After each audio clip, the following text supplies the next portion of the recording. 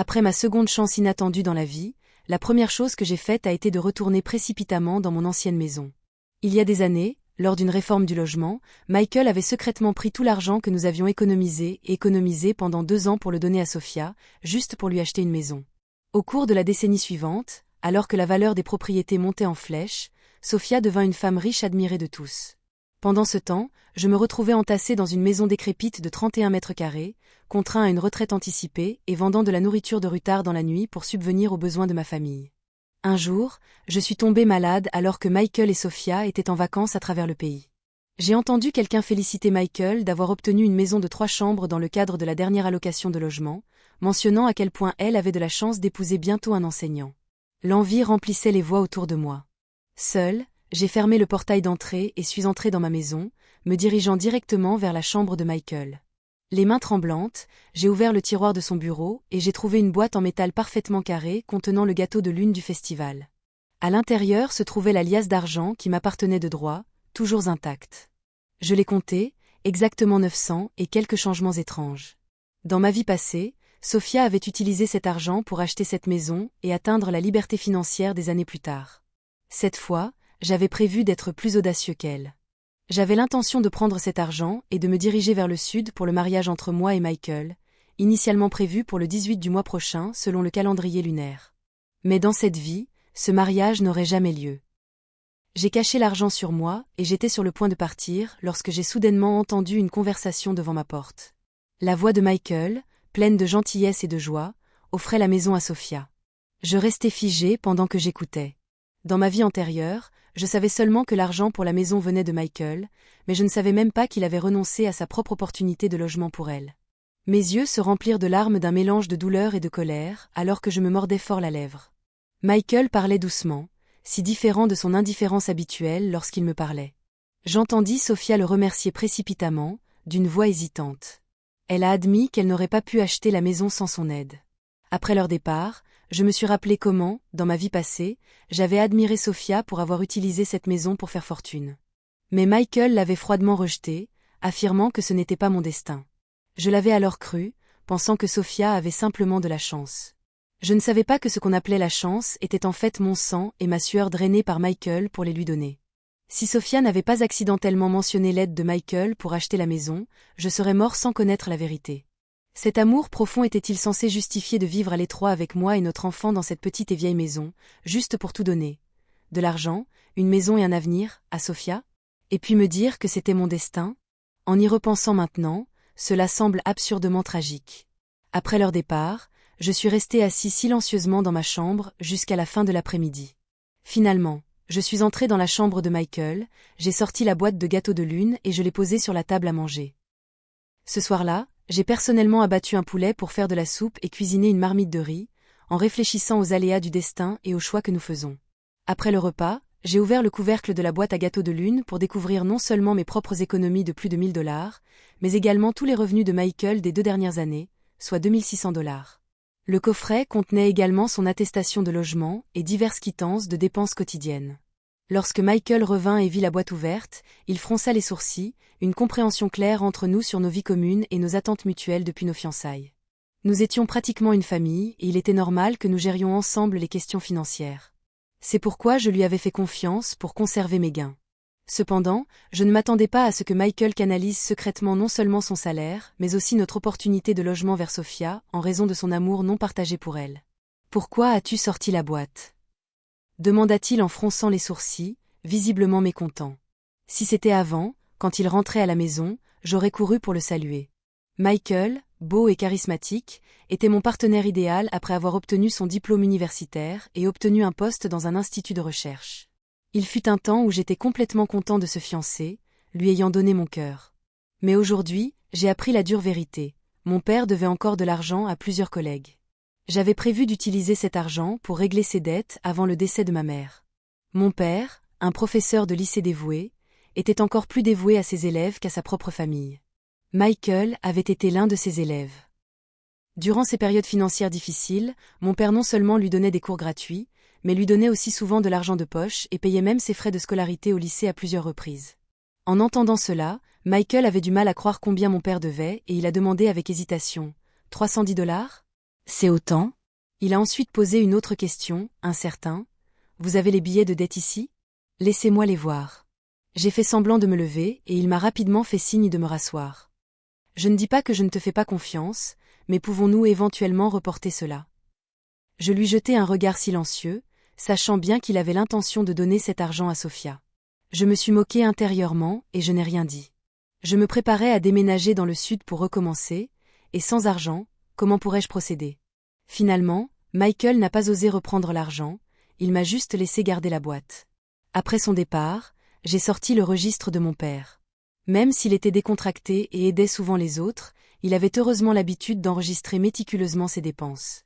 J'ai spécifiquement énuméré les sommes qu'il avait dépensées pour Michael au fil des ans. Sans ce dossier, je n'aurais pas réalisé combien il avait donné, non seulement pour couvrir ses dépenses au lycée, mais même pour le soutenir pendant ses études universitaires. Le total s'élevait à $2900, une somme que mon père avait économisée pendant 3 ans. J'ai sorti $2600 de la boîte, la somme totale des contributions de Michael, et j'ai considéré les $200 restants comme perdus au profit d'une cause indigne d'être reconnue. J'ai soigneusement caché l'argent, me préparant à rendre la boîte à Michael le lendemain matin. J'ai décidé de revendiquer légitimement ce qui m'appartenait et de refuser même un centime qui ne m'appartenait pas. Quand Sofia est arrivée pendant que je préparais le petit déjeuner, je l'ai faiblement entendue sangloter. C'est tellement injuste. Comment pourrait-il lui en vouloir? Mes mains se sont arrêtées en ramassant du riz. En sortant de la cuisine, j'ai vu Sofia, les yeux rouges et les cheveux ébouriffés, s'effondrant presque dans les bras de Michael. Que se passe-t-il ici? En entendant ma voix, Sofia s'est rapidement retournée, a essuyé ses larmes, puis m'a regardée. Belle-sœur, s'il vous plaît, ne vous méprenez pas. Je n'avais nulle part où aller, alors je suis venue voir Michael. Nos familles se connaissent depuis que nous sommes enfants. Il y a 10 ans, la plupart des habitants de notre quartier vivaient encore dans des maisons en bois exigu. À l'époque, Michael et Sofia ont grandi en jouant ensemble dans un grand espace commun. Malheureusement, un incendie s'est déclaré un jour. Bien que personne n'ait été blessé, plusieurs rues d'habitation ont été complètement détruites. Après la catastrophe, les gens ont commencé à construire leurs propres maisons séparées. Plus tard, Sofia a épousé un apprenti d'un tailleur local, mais tragiquement, son mari est décédé, emportant presque son gagne-pain avec lui. Michael l'a aidée à retourner chez sa mère. Cependant, si elle n'avait pas d'endroit où loger, comme Michael l'expliquait, c'était en réalité dû au fait qu'elle se disputait fréquemment avec sa belle-sœur chez sa mère.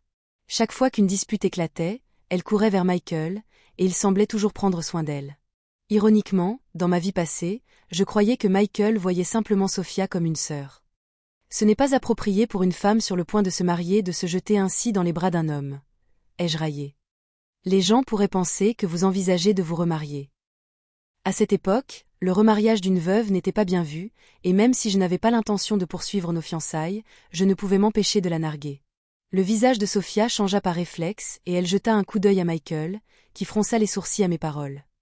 De quelle absurdité parlez-vous? Dis-je, sarcastiquement, ne prêtant pas attention à leur réaction, et je retournai à la cuisine pour préparer le petit déjeuner. Les sanglots ont continué dehors pendant un moment, mais ont fini par se calmer. Après le petit déjeuner, je me suis rendue à l'usine où je travaillais comme agent de contrôle qualité dans une usine de production de MSG, un travail auquel j'avais été affectée après avoir obtenu mon diplôme d'études secondaires. L'usine fonctionnait toujours bien, mais je savais que dans quelques années, les difficultés économiques l'obligeraient à se réformer et que je perdrais alors mon emploi. Dans ma vie antérieure, ceux qui avaient courageusement saisi la première vague d'opportunités lors de l'ouverture économique étaient devenus riches, mais à qui vendre cette place d'emploi était une chose que je devais réfléchir attentivement. En rentrant chez moi, je suis passée involontairement devant le terrain que Sofia avait acheté dans ma vie antérieure pour y construire une maison. Actuellement, ce n'était qu'un terrain envahi par la végétation, mais dans seulement 3 ans, des immeubles de grande hauteur verraient le jour et dans une décennie, les prix de l'immobilier monteraient en flèche. Auparavant, grâce à cette maison, Sofia avait assuré une vie de rêve. Cette fois, sans quelques milliers de dollars en main, elle ne pourrait certainement pas se permettre cette maison. J'ai été surpris de retrouver Michael chez lui à mon retour. Lui, qui aimait rarement cuisiner, avait préparé plusieurs plats. « Tu es de retour ? Va te laver les mains, le dîner est presque prêt. » Quelqu'un qui s'est porté volontaire pour devenir chef m'a fait accepter avec plaisir un dîner bien préparé, composé de viande, de légumes et même de poissons, un véritable festin. En effet, dès que nous avons commencé à manger, j'ai remarqué que Michael avait l'air de vouloir dire quelque chose mais hésitait. Je gardais la tête baissée, mangeant, faisant semblant de ne pas remarquer sa rare maladresse. Il voulait engager une conversation, mais ne savait pas par où commencer. À ce moment-là, Sophia arriva, prise dans un vent fort, et Michael l'invita gentiment à entrer, lui offrant une tasse de thé chaud. Dès qu'elle s'est assise, elle a souri avec gratitude. Merci d'avoir accepté de me donner une place au logement, et même de me prêter de l'argent pour acheter une maison, a-t-elle dit, supposant que je n'en savais rien. Un logement? De quoi tu parles? J'ai feint l'ignorance. Sophia parrot immediatement mal orelles et tourne vers Michael. Beau-frère, t'obelser ne sait pas que tu aimes dans le logement? Michael est resté silencieux, se contentant de me regarder. Les yeux de Sophia pétillaient de triomphe, mais elle faisait semblant d'être affligée. Oh mon Dieu, tu m'aimes, moi et notre futur enfant, mais de telles décisions importantes devraient également impliquer ta future belle-sœur, n'est-ce pas? Bien que vous ne soyez pas encore mariés, c'est toujours votre propriété et vous pouvez décider quoi en faire. Oh, j'ai trop parlé, je devrais partir maintenant, dit-elle précipitamment. Michael la rassura gentiment. C'est bon, c'est ma propriété et ma décision. Ne t'inquiète pas, rentre chez toi maintenant, tu as traversé beaucoup de choses aujourd'hui. J'ai terminé mon repas calmement, et ce n'est que lorsque j'étais prêt à quitter la table que Michael a finalement pris la parole. Émilie, pouvons-nous parler un instant? Je me rassis avec un léger sourire, alors que Michael hésitait avant de commencer. Le remboursement de la dette de votre père peut-il être reporté? Il a demandé. Non, aij catégoriquement refuse, ilny rein en négocier ici. Si vous êtes prêt à payer maintenant, c'est très bien. Mais si vous espérez récupérer l'argent, ne pensez même pas à l'utiliser pour couvrir les dettes de Sophia comme vous l'avez fait dans le passé. Michael fut surpris. Pourquoi donnez-vous le logement à quelqu'un en dehors de notre famille? Demanda-t-il en fronçant les sourcils. C'est un gros problème. N'auriez-vous pas dû en discuter avec moi d'abord? C'est peut-être votre place, mais une si grande décision sans même un mot? Même dans le passé, vous avez audacieusement pris mon salaire pour le donner aux autres. Il semble que je sois moins important pour vous que la saleté. Notre logement actuel n'est pas utilisé. Le donner à Tien, qui est en difficulté avec son enfant et constamment opprimé par sa belle-sœur, ne devrait pas être un problème. N'est-ce pas juste un logement? Vous n'avez jamais eu à vous en préoccuper, ai-je répondu avec un léger hochement de tête et un léger sourire. En effet, le logement ne m'appartient pas. Vous pouvez le donner à qui vous voulez, cela ne me regarde pas. Je me levai, ne voulant pas lui dire un mot de plus, mais Michael continua. La dette de ton père peut être remboursée progressivement, mais la situation de Tien ne peut pas être reportée. Tiens, donne-moi l'argent, et je le lui apporterai tout de suite. Il tendit la main, comme si c'était une évidence. Je suis entré dans la pièce, j'ai récupéré la boîte de gâteaux de lune et Michael a pensé que j'avais cédé. Cependant, lorsque j'ai ouvert le couvercle, il n'y avait à l'intérieur que des piles de billets et le grand livre. Qu'est-ce que c'est? Demanda-t-il avec méfiance. Je lui ai fait signe de regarder de plus près. Alors qu'il feuilletait les premières pages, son visage devint aigre et à la fin, la situation paraissait encore pire. Qu'est-ce que tu insinues? A-t-il demandé. J'ai sorti le registre détaillant l'argent que mon père avait dépensé pour Michael et j'ai feuilleté la dernière page. Au fil des années, vous avez dépensé au total $2900 de l'argent de mon père, ai-je déclaré. Michael inspira profondément. Êtes-vous en train de dire que vous exigez un remboursement de ma part? J'ai hoché la tête. Vous pouvez voir les choses de cette façon si vous le souhaitez. Quoi qu'il en soit, vous ne pouvez pas utiliser cet argent pour Sophia. D'après ce registre, vous devez encore plus de 200 $. J'allais négliger cette petite somme, mais plus maintenant. Envisagez-vous de laisser mon père mourir tout en étant encore critiqué par les autres? Michael ne pouvait pas croire que j'étais si explicite dans mes calculs. Je ne m'attendais pas à ce que tu sois aussi calculateur, s'étouffa-t-il. Le mois prochain, c'est notre mariage. Tu ne veux pas aller jusqu'au bout? Ces paroles ressemblaient presque à une menace. Mes yeux se sont remplis de larmes. Mon père lui avait fait confiance et je l'avais choisi pour prendre soin de moi pendant les moments les plus difficiles après la mort de mon père. Il avait promis de se marier et de prendre soin de moi pour le reste de ma vie, et je l'avais cru à cause de ses paroles et parce qu'il avait été là pour moi. Mais maintenant, il me menaçait à cause de Sophia. J'ai ri froidement. Penses-tu que je ne peux pas survivre sans toi? Si tu veux annuler les fiançailles, je suis plus que disposé à accepter. Michael a été stupéfait par ma franchise. Avant qu'il ne puisse réagir, j'ai continué. Vous n'avez pas nécessairement besoin de lui acheter une maison pour lui montrer votre affection. L'argent ne l'aidera pas beaucoup maintenant. Il fronça les sourcils, que veux-tu dire? J'ai souri légèrement. Ta belle-sœur l'opprime simplement parce qu'elle est oisive à la maison. Si je quitte mon travail pour elle, non seulement elle aura un emploi stable, mais en plus quelqu'un s'occupera de son enfant. N'est-ce pas mieux? Le regardant toujours sans comprendre, j'ai ajouté, je ne suis pas aussi gentil que ça, mais vous pourriez échanger votre logement contre mon travail. Michael y réfléchit pendant quelques jours et finit par accepter. Sophia n'a pas eu la maison, mais elle a plutôt obtenu un emploi stable. Grâce à ce travail, sa situation chez sa mère a également été résolue. Elle était ravie, et j'étais encore plus heureux, d'avoir dépensé 1 000 $ pour obtenir un logement qui vaudrait plus tard des millions. Michael pensait que je cédais mon travail à Sophia juste pour mieux préparer notre mariage le mois prochain. Il ne se doutait de rien, mais il ne savait pas que j'avais déjà acheté un billet de train pour le sud et que je partirais demain. Quand Michael est rentré à la maison, je venais juste de finir de préparer mes affaires. « Pourquoi tu retires autant de trucs ?» a-t-il demandé, remarquant que je n'avais pas préparé le dîner. Il est allé à la cuisine et a préparé 3 plats et une soupe. J'ai fourré un paquet dans un placard pour ranger le désordre. Michael m'a servi un bol de soupe puis a sorti une liasse d'argent. Tiens, viens de commencer à travailler.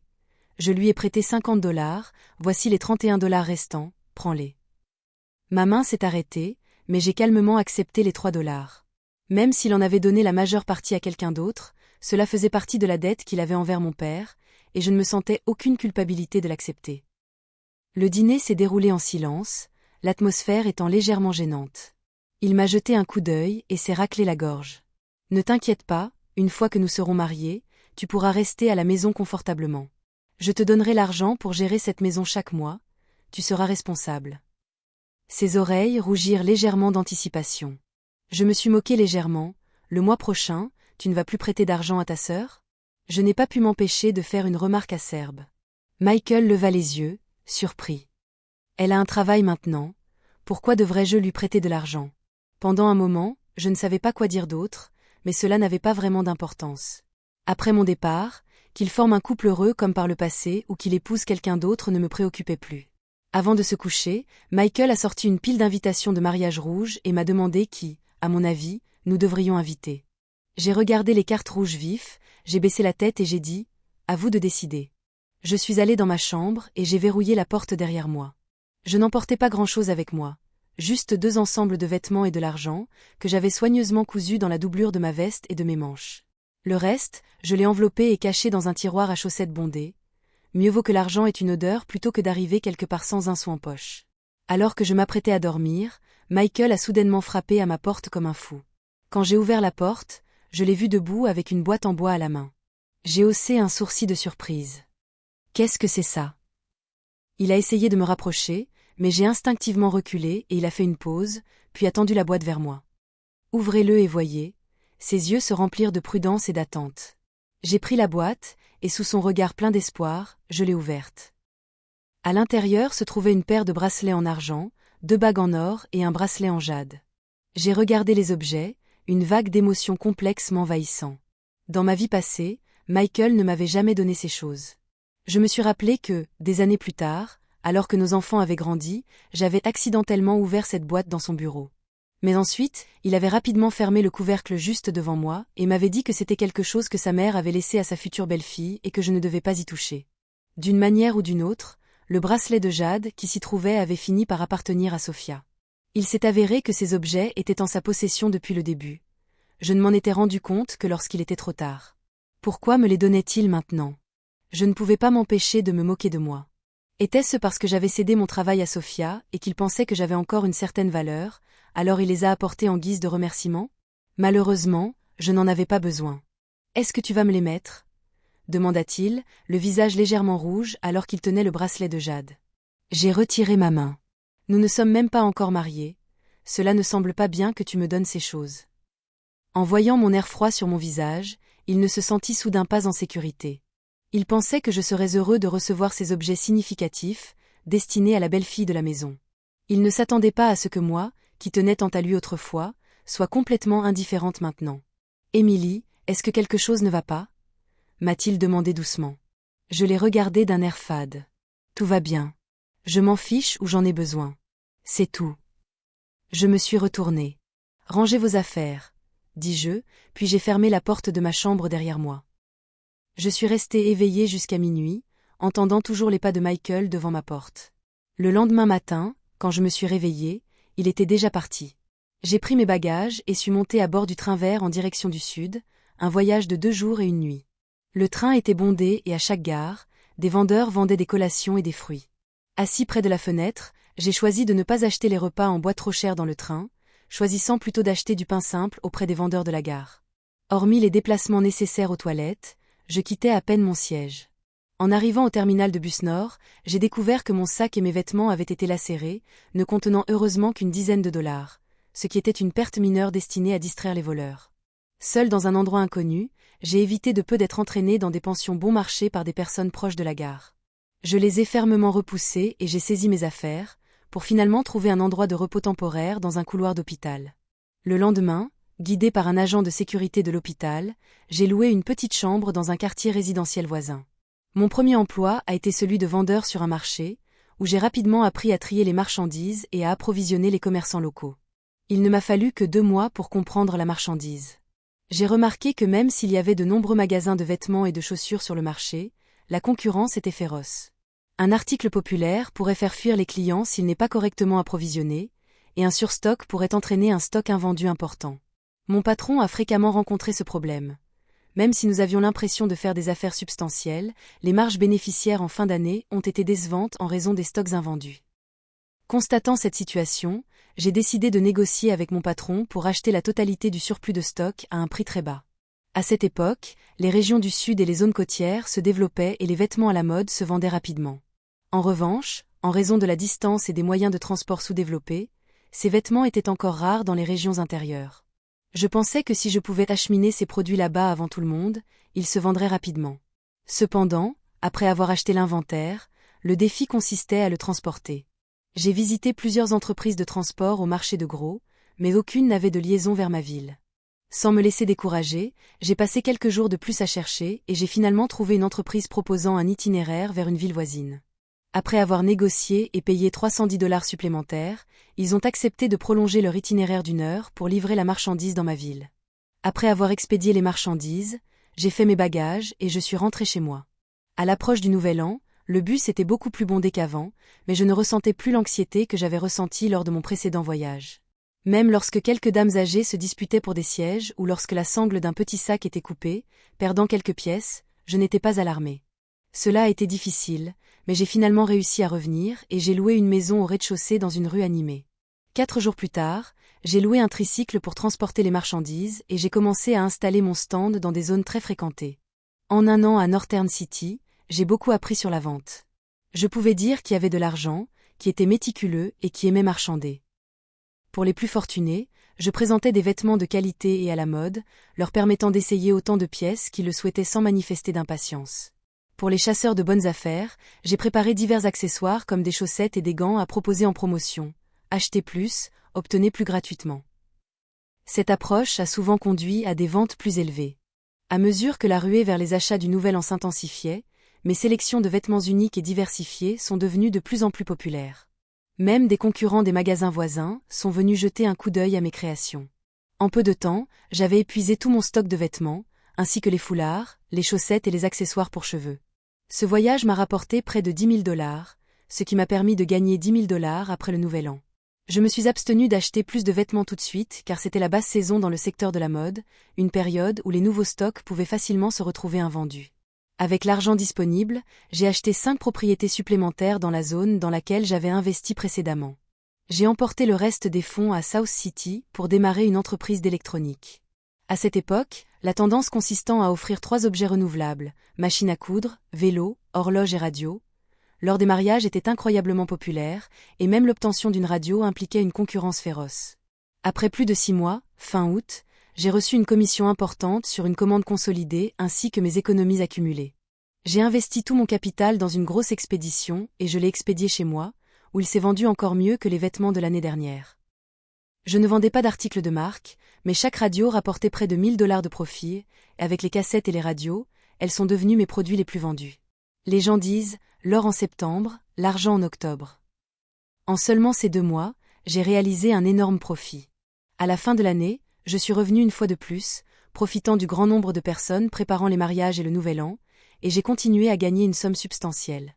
Même après les fêtes, mon entreprise est restée très prospère.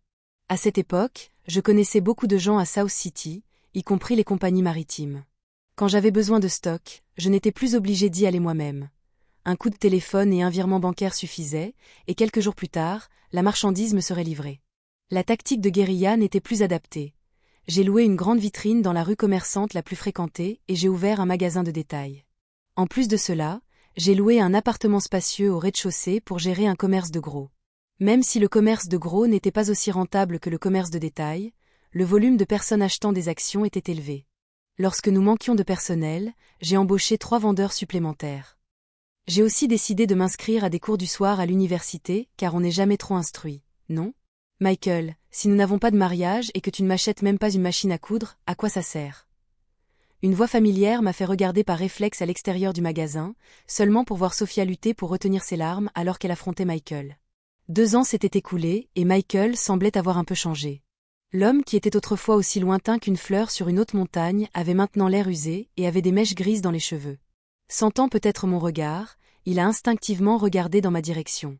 Lorsque nos regards se croisèrent, il fut surpris. Emily? Sophia Franca les sourcils, suivant son regard, quand elle m'y vit, elle recula instinctivement pour s'y redressa comme si se venait de quelque chose. Oh, n'est-ce pas Miss Emily? Qu'est-ce que tu fais en travaillant ici, hein? Un employé à proximité a commencé à parler, mais a remarqué mon regard sévère et a tenu sa langue. Sophia ss rapidement remise de sa cholera précédente et a passé son bras autour de Michael. Cela fait un moment, Miss Emily. Vous faites juste une promenade. Les yeux de Michael rougirent, ses lèvres tremblèrent, mais il ne dit rien. Sophia lui lança un bref regard noir avant de sourire et de dire « Peut-être que Miss Emily ne le sait pas encore, mais Monsieur Michael et moi sommes mariés maintenant. » J'ai souri. Felicitations. Êtes-vous ici pour acheter des choses pour le mariage? Sophia, fière, hocha la tête. Elle m'a ensuite demandé de lui faire visiter le magasin. Sous mon regard fin d'admiration et d'envie, elle a acheté une radio, une machine à coudre et une télévision couleur, cette dernière n'étant pas bon marché car c'était le dernier modèle de ma boutique. Bien entendu, j'ai aussi intentionnellement augmenté le prix du téléviseur de $1000 supplémentaires. Une fois le paiement effectué, l'expression de Michael s'est visiblement assombrie, mais avant de partir, Sophia n'a pas pu s'empêcher de sourire et de me dire « Vous avez dû avoir une journée difficile aujourd'hui, Miss Emily. Cela doit être fatigant de travailler ici, mais j'ai entendu dire que les employés recevaient une bonne commission. Avec tout ce que nous avons acheté aujourd'hui, vous devez recevoir une commission décente, n'est-ce pas? » J'ai réussi à réprimer mon rire. En effet, merci beaucoup à tous les deux, dis-je, alors que Sophia se réjouissait de sa victoire perçue. À ce moment-là, un homme d'âge moyen avec une forte silhouette s'est précipité dans le magasin. Le téléviseur que j'ai commandé est-il déjà arrivé? A-t-il demandé en s'adressant clairement à moi. Le sourire de Sophia s'effaça momentanément, son visage étant un mélange d'incrédulité et d'embarras alors qu'elle regardait dans ma direction. J'ai souri et j'ai conduit l'homme à la salle de stockage. Le modèle que vous avez commandé a été mis de côté depuis un moment maintenant, lui ai-je assuré alors que nous quittions la zone de stockage. À notre retour, le couple était déjà parti. Plus tard dans la soirée, après avoir vérifié l'inventaire et rapproché les livres avec mon personnel, j'ai fermé la porte et j'ai commencé à rentrer chez moi à pied. J'ai senti quelqu'un me suivre et j'étais sur le point de prendre mon spray au poivre lorsque la personne a pris la parole.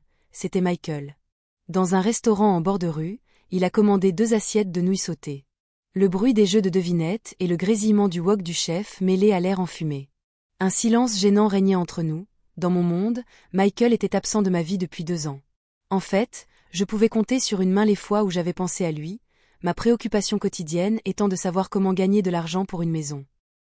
Sans la rencontre fortuite d'aujourd'hui, j'aurais peut-être complètement oublié à quoi il ressemblait. Alors que les nouilles étaient servies, j'ai soudainement eu faim, tandis qu'il continuait à me regarder avec une expression complexe. Après un certain temps, il parla finalement « Émilie, comment vas-tu ces dernières années ?» J'ai rapidement hoché la tête. « Très bien, surtout depuis que je m'éloigne de toi, ma vie n'a fait que s'améliorer. » Il m'a étudié attentivement, son regard rempli d'agitation. « Émilie, je suis désolé, dit-il, la voix chargée de regret. » Ma main s'arrêta au milieu de la morsure, surprise qu'il reconnaisse son acte répréhensible.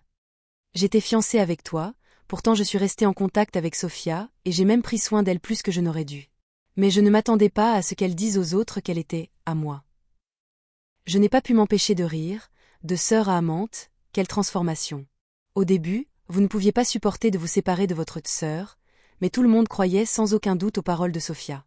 Michael a poursuivi, sa voix devenant un marmonnement.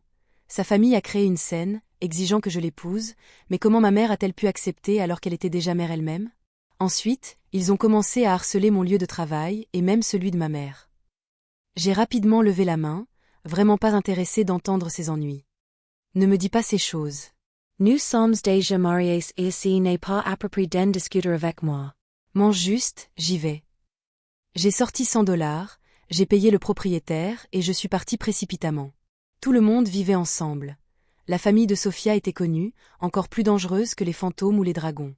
Lorsqu'elle s'est mariée, sa famille a reçu une dot importante, mais le jour du mariage, elle n'a même pas apporté de couverture pour sa dot. La famille de son mari l'a-t-elle appréciée après cela? Naturellement, sa vie est devenue chaotique et elle est retournée chez sa mère. C'étaient des choses que Michael comprenait sûrement, mais à ce moment-là, aveuglé par sa sœur amante, il pensait qu'elle ne pouvait rien faire de mal. Ce n'est que lorsqu'il fut pris au piège par un « vampire » qu'il commença à ressentir de la peur, mais il était alors trop tard. Plus tard, Michael a essayé de me contacter à plusieurs reprises, chaque rencontre étant hésitante et troublante, jusqu'à ce que je ne puisse plus le tolérer. J'ai invité de manière décisive Sophia à venir, me cachant derrière pendant que je confrontais Michael face à face. « Qu'est-ce que tu veux de moi exactement, Michael ?» ai-je demandé sans détour. Il a semblé rassembler beaucoup de courage et m'a regardé. « Émilie, y a-t-il encore une chance pour nous ?» J'ai souri légèrement et j'ai dit franchement, sans mâcher mes mots, « Tu es déjà mariée. Qu'est-ce que tu fais encore en m'embêtant ?» Non, elle m'a piégé. Je peux divorcer. Michael se leva précipitamment. C'est une femme qui a déjà été mariée et qui a un enfant. Si elle ne m'avait pas séduit, comment aurais-je pu l'épouser? Vous ne comprenez pas. Depuis que je suis avec elle, tout le monde se moque de moi en disant que je joue juste au beau-père ou que j'ai laissé tomber une pastèque pour ramasser une chaussure cassée dont personne d'autre ne veut. Avant qu'il ne puisse finir, un cri fort l'a interrompu. Une silhouette a éclaté derrière moi, criant « Honte à toi ! Et si j'apporte des enfants? Mange-t-il ton riz ou portez votre nom? Vous m'appelez des marchandises d'occasion, mais qu'est-ce qui est si génial pour vous? Juste un concombre gâté, joli à l'extérieur mais pourri. » Au milieu du chaos de cris et de tumultes, je mets calmement mes lunettes de soleil et je suis parti en paix. La vie est longue, et peut-être que leur vie de souffrance ne faisait que commencer, alors que j'étais reconnaissant d'avoir reculé tôt.